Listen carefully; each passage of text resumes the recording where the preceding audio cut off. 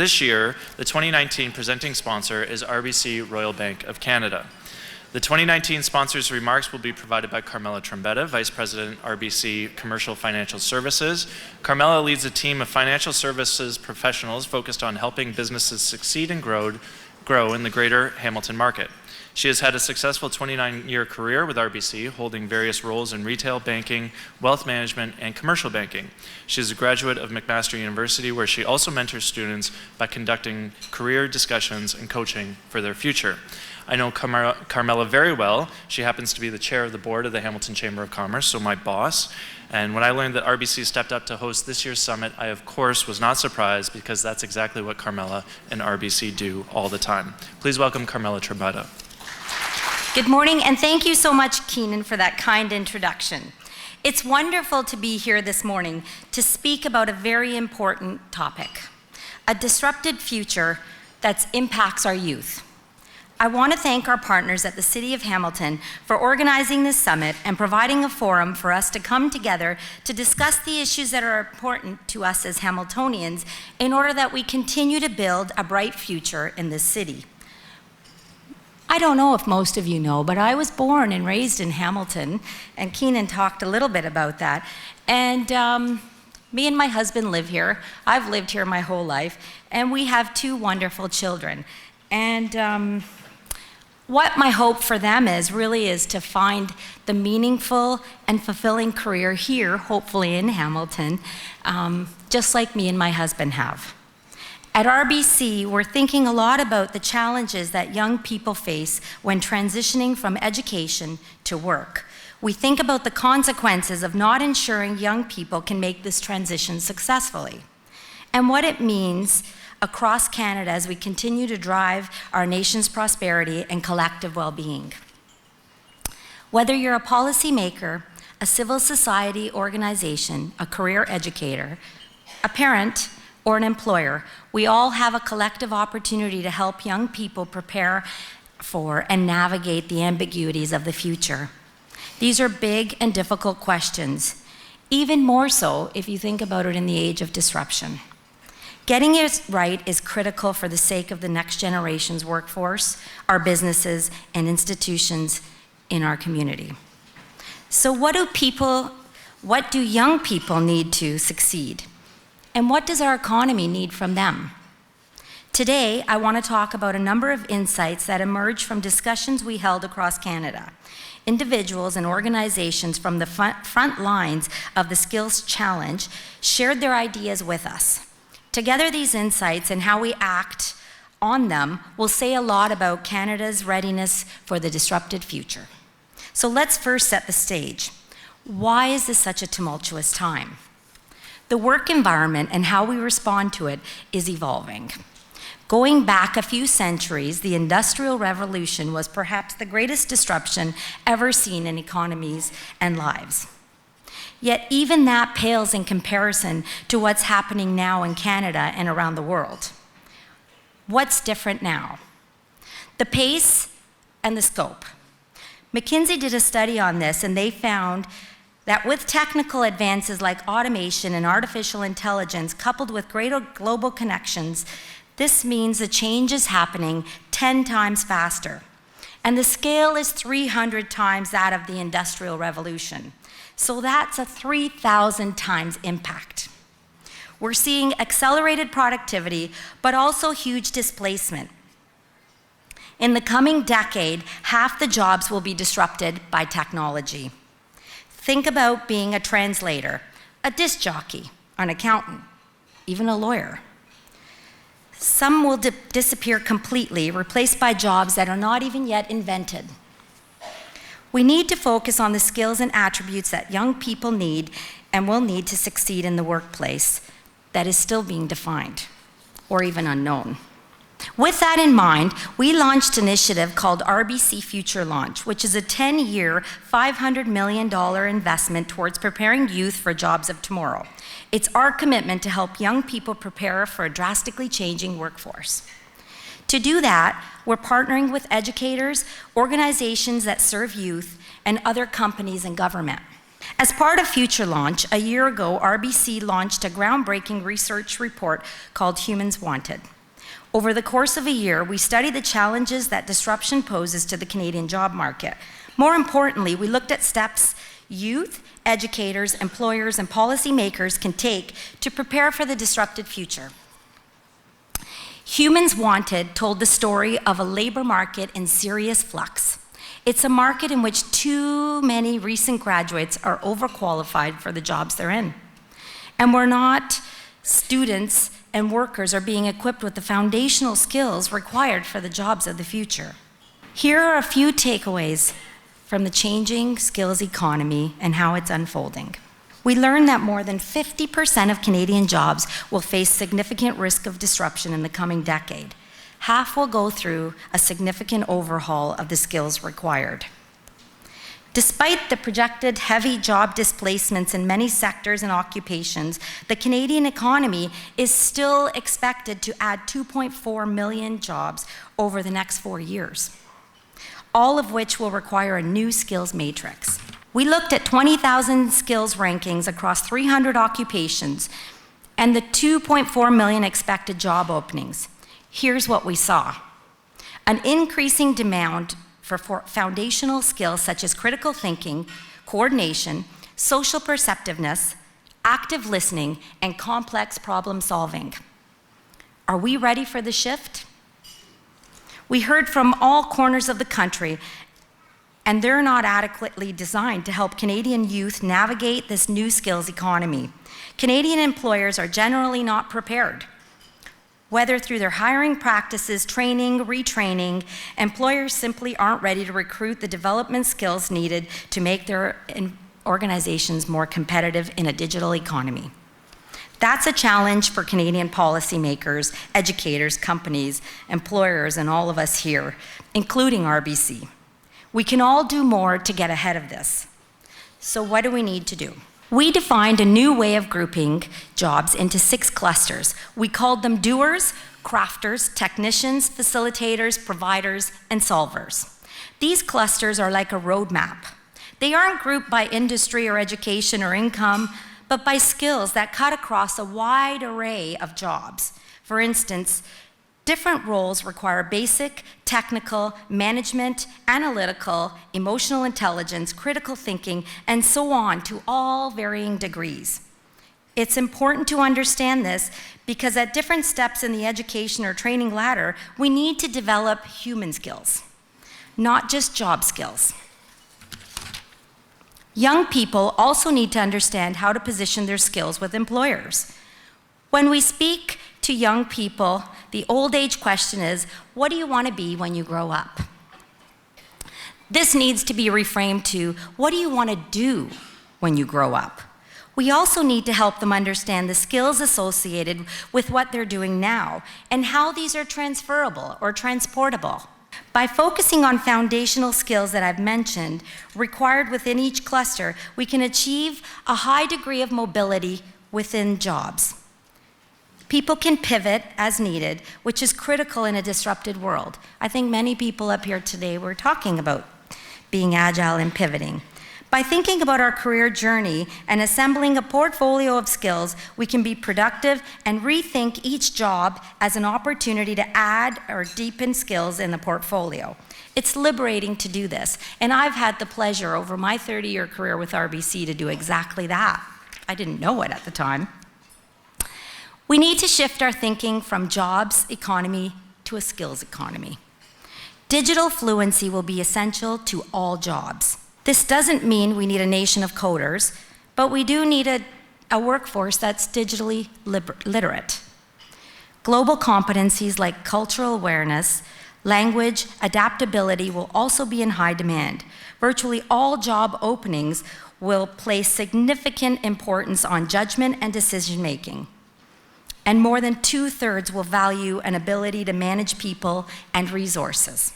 As part of a fact-finding mission behind Humans Wanted, we discovered that Canadians from all walks of life wanted to weigh in on the subject of skills demand and the skills disconnect.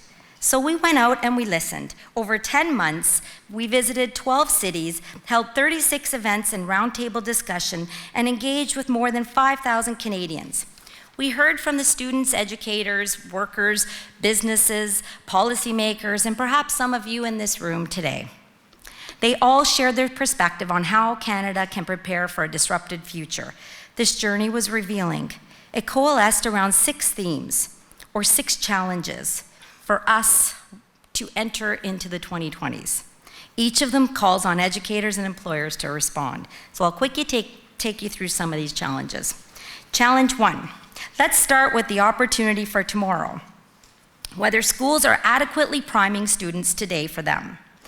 Canada has a highly educated population. In fact, we have the world's highest proportion of working age adults who've pursued post-secondary education. Sometimes that means they are overqualified. 40% of university graduates aged 25 to 34 have jobs that are less formal education. Sometimes it means job applicants have the wrong fit. Barely more than 1 in 3 small business owners say they're satisfied with job readiness of recent university graduates. Challenge 2. Getting ready for work isn't just about nuances of labor market, academic qualifications, and job-specific skills. Certain proficiencies will transcend any role in the future. It starts not just by how we learn, but what we learn and why we learn. Today, we see more liberal arts programs in decline, just as the demand for these skills is growing. What are employers looking for? More tasks are becoming automated and augmented in the workplace. As that happens, we're seeing an increase in demand for people with the skills to complement technology. We need to cultivate a C generation of workers. Those are collaborators, communicators, critical thinkers, people with curiosity and creativity. While we require more of these competencies more than ever, fewer youth are choosing liberal arts path that will help deepen them. Between 2011 and 2017, we've also seen an increase in enrollment in mathematics, computers, and information sciences programs. That's great, and they're all needed. However, during that same period of time, we had a decline of 17.5% in the humanities programs in Canada. One reason that's alarming is 92% of recruiters say that soft skills matter, and matter more important than hard skills. This isn't either or. Employers told us when they're hiring for technical capability, it's baseline. Candidates with strengths in new powers, the C generation skills, are the ones that are getting hired. We need to ensure that education and training that we have sets people up to develop those critical soft skills and tackle the business challenges that demand of them. When our young people enter the workforce, they should have plenty of opportunities to join and contribute to small business. After all, there are more than 1.1 small businesses in Canada, and they employ close to 70% of private sector workers. That's our economic engine. While these businesses employ the majority of Canadians, we've seen that their owners are poorly equipped to hire students. In fact, 58% of smaller businesses today say they're having hiring troubles. Entrepreneurs want access to student workers, yet small businesses have less time and money to take part in work placement programs. These are programs that can really help job-ready skills that employers do want. Local business groups and innovative hubs could help bridge the gap for entrepreneurs and take some of the responsibility for selecting, training, and placing students in meaningful work programs that will help the next generation of business innovators. Challenge 4. Many of the jobs in the future tech sector will be in the future's tech sector. There is massive demand there, and not just purely for tech jobs. Canada's tech industry is expected to need 200,000 more digitally skilled workers by 2021. That far outstrips our domestic supply, especially when you think about the flow of skilled Canadian tech workers to the US tech hubs. In top-ranked tech programs, 30% of our computer science and computer engineering graduates are leaving Canada. That's an issue. But we also heard from tech sector leaders that just don't need coders, they need builders. With increasing number of startups each year, the sector needs experienced managers to help scale them. We need to meet these gaps with managers and sales and marketing and organizational design and project management experience. That can help bring much more leadership skills to the most essential industries. When we consider tech opportunities, it's easy for us and for students to imagine the new digital sectors. Yet technology is also transforming legacy industries. The question is whether enough youth are aware of these opportunities. Take two of our traditional strengths, the agriculture and marine sectors. You might look at them as high tech, but farmers are using drones to monitor crop health and inspect their fields. And ports are using AI to store and track shipping containers, and marine robotics are mapping the ocean floors with 3D technology. We need to keep growing the R&D and tech in these sectors so that they become more competitive and productive. However, the old images of these sectors may be hurting them when it comes to attracting the skills workers they will need to grow. We're all in this together, educators, employers, and governments alike. This process will be revealing to RBC as well as a major employer. We ourselves need to improve in many areas. In 2019, we hired more than 1,400 summer students in Canada from nearly 100 colleges and universities across Canada and North America. This includes students with diverse backgrounds. While about 47% of them are studying business and finance, we hired 1/3 of them that are in STEM programs and 15% in the arts and sciences program. That mix of skills should serve us well. We also realize the importance of attracting and engaging with them throughout the recruiting process. That has been the proven model at RBC, and what we've seen with this strategy is an uptick in quality of students who are not just applying, but also returning to RBC as their employer of choice. Our on-campus strategy includes co-creating curriculum and developing case competitions. Engage well, promote your people and your brand in meaningful ways, and let them fall in love with your organization. A disrupted future requires equally disruptive ideas. I've laid out some big challenges for our youth, educators, employers, and that employers face. In our conversations that we've held throughout Canada, we've also heard about some possible solutions. For educators, our researchers tell us that we need to offer work experience for all students and those outside of Canada as well, supporting our teachers and training and development. The business community also has a huge role to play, and here are some ideas. Firstly, challenge our biggest employers to hire more liberal arts graduates and provide them with job-specific training to complete their soft skills, to complement their soft skills. Secondly, mobilize business groups to reduce barriers of work-integrated learning opportunities for students in small business.